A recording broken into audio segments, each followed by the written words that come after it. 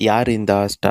Black clover anime பார்த்தீங்கன்னா, உங்களுக்கு கண்டிப்பா தெரிஞ்சிருக்கும். சின்ன வயசுல சர்ச் முன்னாடி அபாண்டன்ட்டா அதாவது கைவிடப்பட்ட 2 குழந்தைங்க. Asta and you know. நம்ம இந்த கதையில வந்து ஆஸ்டாவ பத்தி மட்டும் தான் பார்க்க போறோம். ஆஸ்டா யார் அப்டின்னாக்கா, பிறக்கும்போது எந்த ஒரு மேஜிக்குமே இல்லாம பிறந்த சாதாரண ஒரு குழந்தை மட்டும் தான் வந்து ஆஸ்டா. யூனோக்கு ஒரு பெரிய வரலாறே இருக்கு. நம்ம அத அடுத்தடுத்த வீடியோல பார்ப்போம்.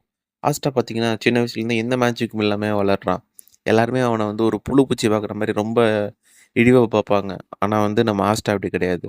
ரொம்ப விடாமுயற்சியோட எதுவா இருந்தாலுமே நல்லா தைரியமா செய்யக்கூடிய ஒரு பையன் தான் ஆஸ்ட்டா.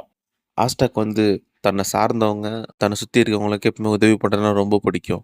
இப்போ ஒரு எதிரியா இருந்தாலுமே அவங்க வந்து சாரின்னு ஒரு வார்த்தை சொல்லிட்டாங்கன்னா, உடனே ஃப்ரெண்டா ஏத்துப்பான்.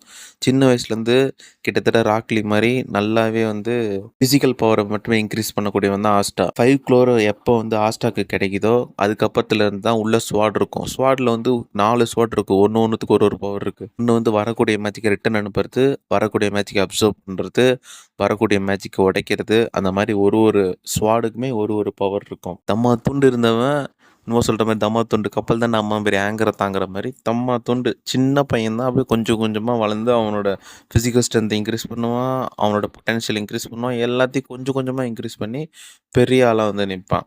அவன் பார்த்தீங்கன்னா, அவனோட அம்மா யாருன்னு பார்த்தீங்கன்னா, லிக்ட்டா. இவங்க வந்து சின்னதா காமிச்சிருப்பாங்க. எப்படின்னா, ஒரு டெவில் வந்து டெவில் உலகத்துல நெறைய டெவில்ஸ் இருக்கும். ஒரு டெவிலுக்கு எந்த மேஜிக் பவருமே இருக்காது. "நீலாம் எங்க பண்ண போற?" அப்படின்ட்டு அந்த பாஸே வந்து தூக்கி போடுவாங்க. கடைசில பார்த்தா உலகத்துக்கு நம்ம மக்கள் வாழ்ற உலகத்துக்கு வந்துரும்.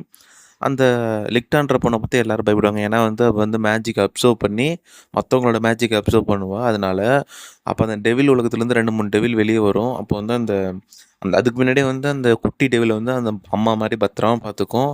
அவங்க பேர்லாம் வைப்பாங்க, எல்லாம் பண்ணுவாங்க. எல்லாம் பண்ணிட்டு, "ஓ உன்ன காப்பாத்துறதுக்கு ஒரே வழி தான். நான் இத உன்ன சீல் பண்றேன்" அப்படின்னு சொல்லிட்டு சீல் பண்ணிடுவாங்க. எதுக்குள்ள 5 க்ளோவருக்குள்ள. அந்த 5 க்ளோவர் புக் வந்து எப்போ வந்து மேஜிக் புக் எப்போ யாருக்கு சூஸ் பண்ணுறாங்களோ, அப்போ வந்து அந்த டெவில் வெளிய வரும். அப்படிங்கிறது தான் கணக்கு. அதனால தான் வந்து சீல் பண்ணிடுவாங்க. மேஜிக் போஷனோட சீல் பண்ணிடுவாங்க. இது 172வது 70வது எபிசோட்ல தான் தெரியும். என்னதுனாக்க, அந்த யாரு வந்து ஆஸ்ட்ராவோட அம்மா, இந்த டெவில் யாரு அப்படிங்கிறதே கடைசில வந்து அந்த டெவிலும் ஆஸ்ட்ராவும் ஃப்ரெண்ட் ஆயிடுவாங்க. சீசன் 4லாம் செம்ம அல்டிமேட்டா இருக்கும். யார்ரா ஆஸ்ட்ரா இன்னும் இவ்வளோ நேரம் அதாவது ஃபைட்டுக்கு 1/2 மணி நேரம் ஆகும்னா, தலைவர் 5 நிமிஷத்துல முடிஞ்சிரும். ஃபர்ஸ்ட்டு ஃபைட்லாம் 1/2 மணி நேரம் ஆகும்னா, அடுத்த ஃபைட் 5 நிமிஷம்.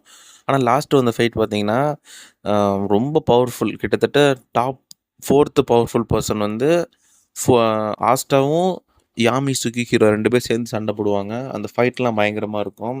நான் அப்கமிங் வீடியோஸ்ல இன்னும் நெறைய பிளாக் க்ளோவர பத்தி பார்க்கலாம். தேங்க்ஸ் ஃபார் வாட்சிங் ஃபிரெண்ட்ஸ். Thank you.